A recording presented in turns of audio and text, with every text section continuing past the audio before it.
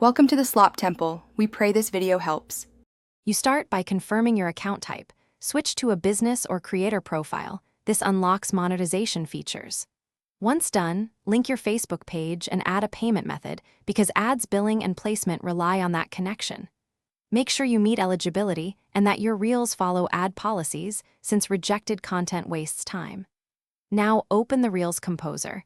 You're ready to create with ad placement in mind, so shoot vertical, high-quality video that keeps attention in the first 3 seconds. You'll continue in Ads Manager.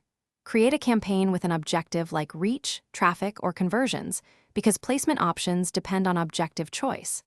Next, at the ad set level, select Instagram and tick Reels under placements. This ensures your creative serves inside Reels. Then define audience, schedule, and budget. Use a daily or lifetime budget and bid strategy. Make sure to upload a reel format video and add a concise caption and CTA, since creative and targeting determine performance. To complete, review your ad.